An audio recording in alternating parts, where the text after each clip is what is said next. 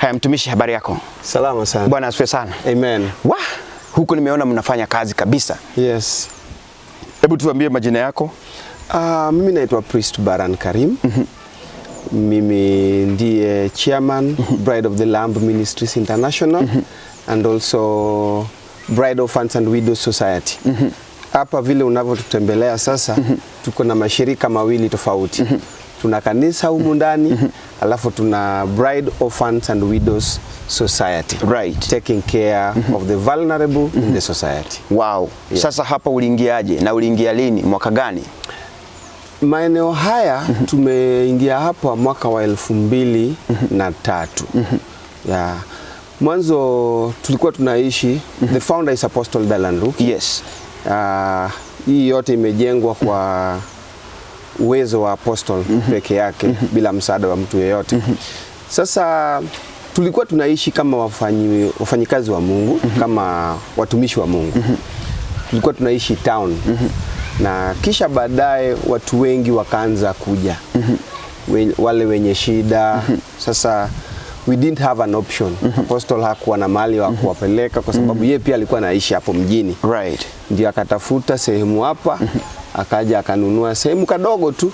It was not even a quarter of an acre. Very small piece.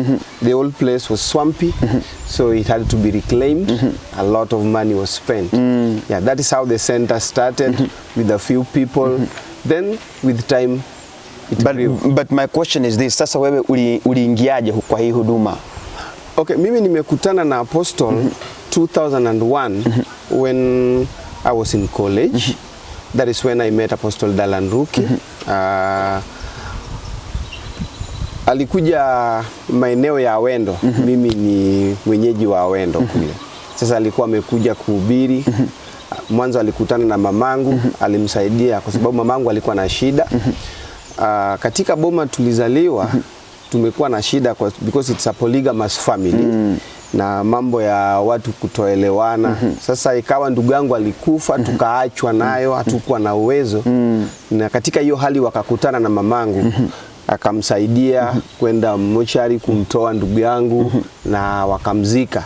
Wakapata urafiki na mamangu. Hivyo ndivyo mimi pia nilikuja tukajuana na Apostle, akanihubiria. Then I joined him in service 2001. Wow. Sasa venye nimetembelea hapa nimeona mna manyumba mengi sana hapa. Yes. Sasa nimeona mahali tulianzia hiyo ni mahali tulianzia it's the general reception. Right. Any visitor who comes in anapelekwa pale. Ndio baadaye ataelekezwa kulingana na vile amekuja. Yeah. Na nyumba zingine zote nimeziona pale, kuna nyingine ya matope. Hizo za matope ndio nyumba za kwanza zilijengwa hapa. So we've chosen not to interfere with them, just keep them for history. Kwa sababu watu wengi watakuja hapa watauliza ilianza vipi.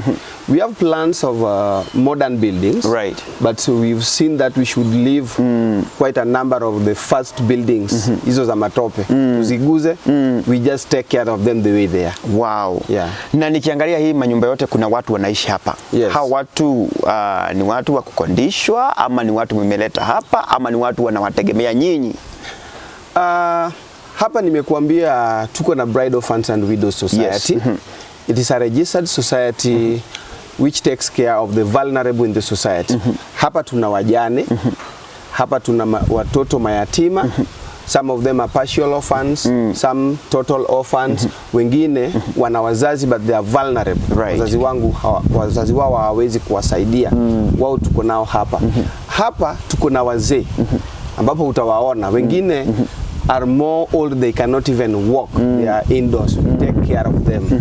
Hapa tuko na wagonjwa. Some of them are terminally ill. We have nurses here who take care of them. Okay. Yeah. So hapa tuko na wagonjwa. Hapa tuko na watu maskini. Ni mtu tu si mgonjwa na lakini amelemewa na maisha. Unaomba tu mahari. Yeah. Wow. Na sasa ni makabila mgani? Ni makabila zote ama kuna sasa hapa ni upande wa Kisumu? Hapa this center is in the heart of Luland. Right. But it is not a Luo affair. Hapa tuko na Wakikuyu. Hapa tuko na Wakalenjin. Hapa tuko na Wakamba. Hapa tuko na Giriama. hapa tuko na Waluya. Most tribes wako hapa. So it is not a Luo affair. Si kwamba ni Wajaluo. Inaweza kuwa Wajaluo ni wengi kwa sababu we are helping from their locality. Yes. But as you will see and talk to them, we are a cosmopolitan society. Yeah. Wow, na chakula sasa mnawapa wote ama sasa mtu ni amke asubuhi aende ajitafutie? Hakuna mtu hapa anajitafutia chakula. Wow. Because hapa kuna watoto utawaona wanaenda shuleni. So they are being provided for. The old people are being provided for. The sick are being provided for. Except there are a few volunteers. Like the priests and nuns, you will see them. We have priests here, we have monks and the nuns. So it is them. We have businesses and we have different entities what we do so that we may get how to support them. So majorly those who are here are being supported. Our main supporter is Apostle Dalan Ruki. Yeah. Wow. So we only do whatever we can to support what Apostle is giving out, but majorly the work here is the work of Apostle Dalan. Sasa yeye ufanya kazi gani? Na ninaona kama yeye pia huishi hapa ama anapata mapato yake wapi? Okay, hapa huwa anakuja tu kututembelea. Most of the time akikuja huku upande wa Nyanza anakuja hapa. But Apostle is an entrepreneur. He has businesses. Apostle is a musician. His music is selling good. Yes. Apostle is a designer. So most people come for different designs. He designs for them. Apostle is also a servant of God. So from the service he's doing in church, that also can raise funds. Okay. Ya kuwapatia. Yeah. So kwa hivyo sasa wale watu wale watu wako na roho ya kurudisha kwa community. Unajua kuna labda wale watu wa hii community walitoka wakaenda ng'ambo, wengine wako Dubai, wengine wako Qatar, na ndio nimekuja hapa ndio waelewe kuna jambo kama hili linaendelea hapa. Watu wanaweza give back to the community. Yes. We have quite a number of students we help from this center. Not all of them will come back and give out to the community the way they were helped. Kuna wale tunawasaidia, mtu analetwa hapa. We have been given even children who are even 2 days old. We've raised them up. You raise them up through primary, through secondary school. Some of them, you raise them to universities. They graduate, you find jobs for them, and then they disappear. Wow. You cannot force them to come back and give to the community. But there are a few. Even right now as we speak, there's my boy who is in Qatar. He's a boy I raised right from primary school, through secondary, through university. He has been blessed now. He works in Qatar. No, but he remembers that I was once vulnerable, but I was helped. So let me also give a hand. So we have quite a number of such who are thinking that let me think of where I was brought up. If I get something, let me direct it to help the children. Wow. This is amazing. Sijui ni watu wangapi ambao wametoka kwa community ambao they can build something like this. Waseme we are giving back to the community. Watu wenye wanaishi hapa ni wengi sana. Hakuna mtu ananunua unga, hakuna mtu analeta maji. The Apostle Dalan Luki na watumishi wengine wanajitorea kuwapa nafasi ya kusoma. Mko na shule yenu hapa? Yes. We were forced to put up a school because we had a lot of students. The number is always growing. It is not going down. Yes. So keeping them in private schools was very expensive for us. So Apostle said we should find a way of putting up a school for them. Right. And we started classes in these rooms you see here. Yes. We just got volunteer teachers. We have nuns here who are trained teachers. We have monks who are also trained teachers. So they said we are trained teachers. We don't have a school, we don't have infrastructure for a school, but we have houses. Yes. Why can't we just start from what we have? So we just started from scratch. Wow. But by the grace of God, we now have a school. You will see the school. This is amazing. Yeah. We have the second candidate class now. We did their exams last week. Yeah. This is awesome. Now niulize hapa. Sasa masaibu ama challenges zenye mnapata, especially sasa kulingana na Apostle. Utumishi wake venye anakuwa, watu wa kijiji wanakubali namna gani, ama kunazo challenges ambazo ama vita za hapa na pale mnapitia? Vita ni lazima. For the first time when we came here, nobody knew what we were coming for. Both of us, we are not from this locality. Yeah, apostle is not from this locality. I'm not from this locality. Majority of the people you see here are not from this locality. The ones who started this center, they were not from the locality. So you see, we were visitors here. Yes, I'm a Luo. I'm in our land. But in this place, I am a visitor. Yeah. So making the community to understand that what we have come with is something which will help the community. It has took us time to build. We've faced opposition, yes. Like I've told you, this is a cosmopolitan society. Yes. We have Kikuyus here. We have Kalenjins here. Every time during political season like now, we are not safe. Because you've known in Kenya, politics run with tribal lines. Right. For instance, when people go to vote, it is obvious that even if the whole area doesn't like a particular candidate, but there must be people who feel like voting for them. Like in this locality, if somebody votes against the wave here, they will say it is from St. Dalan Ruki. Yes. Because the other time when Uhuru Kenyatta was vying for president, all Woodland was with Raila. Yes. That is obvious.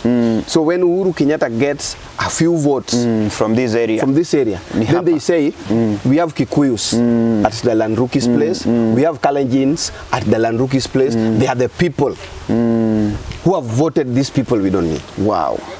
There was a time that this home had to be guarded 24 hours by police. The whole village came shouting, Dalanruki must go, Dalanruki must go. With all these little children, there was nothing we could do. Propaganda is everywhere that we are moving against the wave of the people around here. And for instance, Jeremy, now if somebody comes all the way from Ukambani or from Kikuyu land seeking for help, do we send them back? No. We cannot do that. So once we accept them here, it brings us another challenge. Yes. Yeah, it brings us another challenge. That is a big challenge we have faced. Another one is support. Imagine the whole of this project. We've written proposals. We've approached the government because this is a registered institution. There are incentives being sent by the national government and even the county governments. There are funds set aside for the needy, like the orphans. When you go to those places seeking for support, nobody is willing to give a hand. So that is also another challenge we are facing. Yeah. Hata mpaka the county government hawajatambua hapa ama kuwasaidia na chochote. They know this place very well. It is now political season. They come here. When it is political season, they will come. They will make their promises. Oh, tutakuja kuwachimbia maji. Oh, tutafanya hii, tutafanya hii. Even bursaries, we have to struggle to get bursaries. Wow. For these kids here. Yeah. Hey. Na sasa wewe naona kama umeamua kufanya kazi hapa. Do you have a family? I'm a priest, I'm a monk. I don't have a family. Monk ni kumaanisha ni kama father? Yes, I'm a father. Sasa wewe maisha yako yote you have committed it to God. To God and to his people. So the children here are my children. If we walk with you around here, you will hear them calling me Baba, Daddy. Wow. Because their eyes open, they find me here. I keep them. Yeah. So they are my children. So you feel that's a commitment? It's a commitment. It's a commitment. Unazo nguvu ndugu yangu. Haujapatana na majaribu unasema sometimes it's hard unasema like no, I think I can still serve God with the family.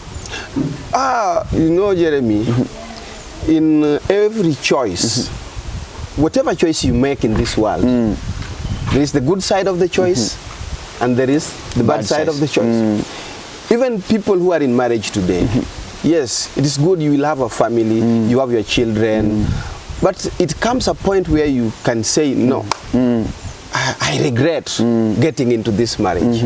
So there are challenges and opposition in whatever good we do, but that cannot make us give up. Yeah, like for instance, what I've just experienced, because if it comes to my own personal life, yes, I can control myself, I don't have a problem with that. But imagine you are given a child who is 2 weeks old. You bring up this child as your own. When you are taking them to school, nobody appears. You take them to the university, nobody appears. Nobody appears. But once they get employment, now you will come to know that this person had relatives and whatever. And some of them even go and disappear. Wow. We've even have cases here. We've been taken to court. Apostle have been taken to court several times. Because a needy child is brought, you give help to this needy child, but there are people with some evil plans. Yeah. So we've really faced opposition here, but we are not giving up anytime soon. Now, before we end up, what's the vision now? What are you planning to do in the next few years? Or ama ungetaka watu wenye wanajua wanaona mfanya kazi mzuri wangewasaidiaje? Okay, the only thing we may need right now is infrastructure. Yeah, you've walked around here, you've seen the kind of houses, these iron sheet houses and whatever we have. They are not the most conducive place. We use them because we don't have an option. Yes. But if we can get a good infrastructure for the kids, for the needy, like for the old, the sick, like we have sick people who are terminally ill. Some of them have cancer, some of them have terminal illness. We have nurses here who take care of them. But they should have a special place where they live. Yeah. So because when it comes to food, we have farms. We can raise up our tomatoes, onions, cabbages, maize, which is enough to push us for quite a long time. Like now it was harvesting season. We have quite a number of bags. We also have the church coming in handy because people donate food and then they bring food. But when it comes to infrastructure, it has been a real burden because we have the school. We have to make the school be proper. We have the residences here. So if there is anyone who may be willing to give a hand, then if we can get proper infrastructure, then that can be best. Okay. Another thing is water. You see, this area is always dry, but it's good during rainy season. We don't have our own water here. We buy a lorry of 17,000 liters from Homa Bay. From Homawasco, and that is 12,000 shillings. So it means in a week we buy 3 lorries. That is 36,000 shillings every week, so that we get clean water. Wow. Hamwezi chimba? Tunaweza chimba, but we've not gotten the resources to do that. Kwa hivyo kama kuna timu ingetaka kuwachimbia maji wanaweza kuja. Really appreciate that. Wow. Thank you very much. Jeremy Damaris here, of course. Tuko na jina yako ni Baran Karim. Baran Karim. Yes. Ulikuwa Muislam. Baran Karim sio Muislam? No, I'm not a Muslim. Nashukuru jana, acha kwanza tutembea hapa tuone mambo yanavyoendelea. Sawa, thank you.